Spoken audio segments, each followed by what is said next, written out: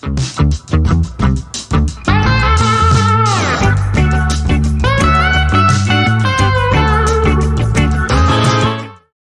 there anything in your mind, guitar related or musical instrument related, that you don't think Fusion can handle?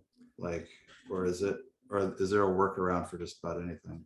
There's always a workaround for everything. It's just how creative can you think? The one that's really kicking my ass right now is a violin scroll. One of my users reached out to me asking how to do that, and I took it as a personal challenge because it was bugging me. And I've gotten pretty far, but it's really complicated. And I'm trying to find an easy way that an average user who wants to model a violin can do it. So yeah, there's always a workaround, but I will say, in my opinion, Fusion 360 is by far the best software you can get for the price. It's free, and it provides you more out of the box than any other CAD software on the planet, including SolidWorks or Rhino or CATIA or anything like that, because it has full CAD, CAM, CNC. It's got render environment. It's got simulation, like simple simulations built in, and you get that for free, which if you were to get all of those features in SolidWorks, you'd probably be looking at $5 to $10 grand a year.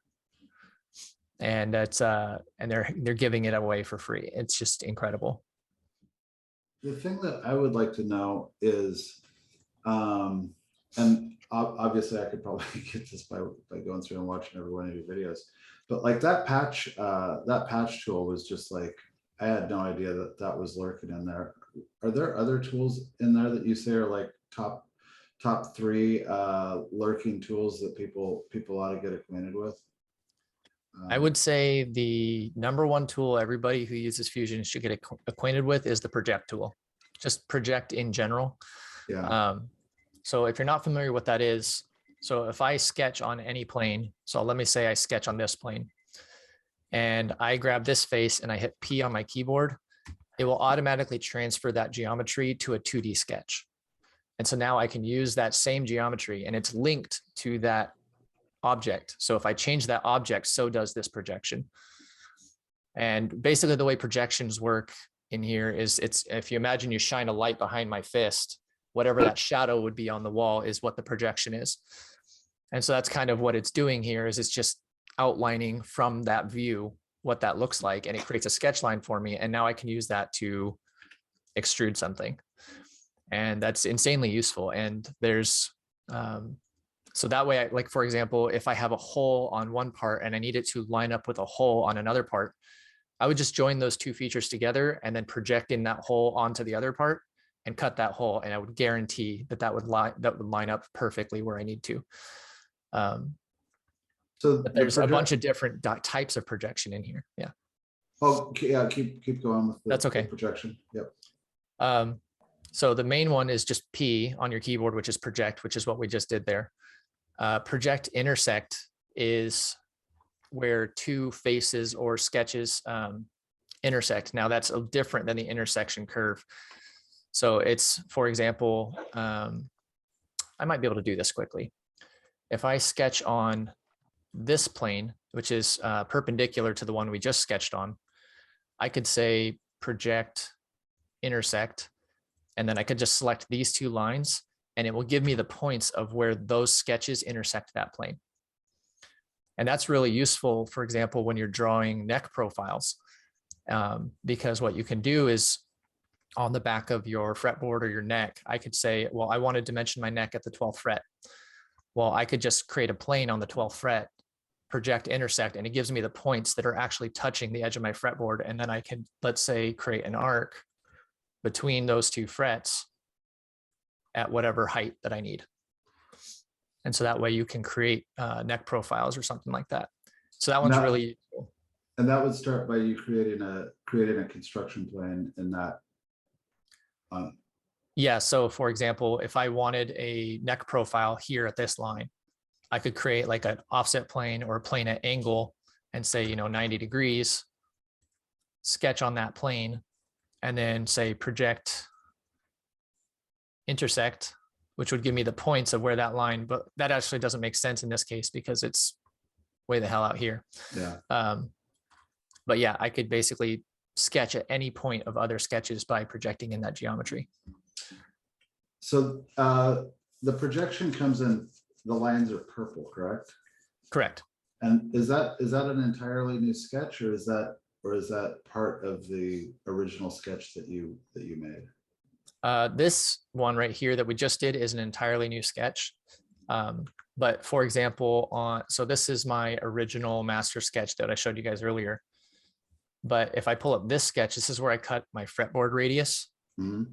And if I pull up the body here and I open up that sketch, what I did was I projected this geometry right here onto that sketch, which is where you see these purple lines. And I used that to lock my other sketches to it. So that way I could make sure everything lined up where I needed to. Cool. And so this isn't impacting my geometry. I'm just using it to help me get everything else dimensioned and locked down. We've covered a lot of stuff. I just want to open it up for questions really quick. Steve is having a problem seeing the screen. I can see it. It might just be you having a hard time on an iPhone. But does anybody have any questions on what we've covered so far? I was having a problem with the projection, the purple lines, and then having a hard time keeping track of all my sketches when they were kind of all open. Do you have any good tips for kind of sketch management so things don't get out of control? And you haven't, I found I was getting frustrated with the patch, and it turned out I was trying to, of course, patch one sketch to another sketch, and it didn't seem like Fusion was super interested in that. Yeah, it kind of depends on the design, because in general, I would say try to do as few sketches as possible.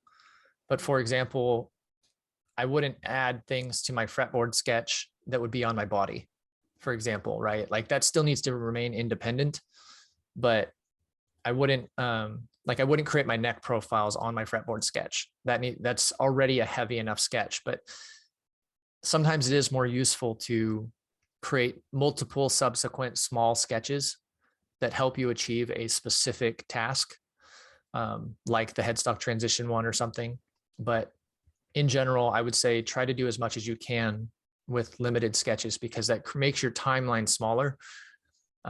Because the more your model grows, the heavier the calculation Fusion has to do, and the more likely you are to have something break along the way. If you change one variable, well, it's butterfly effect. Something down the road might have depended on that one dimension or that one feature being in that location, and now it can no longer solve. So the less features you're able to use to create that model, the more reliable that model is going to be for you.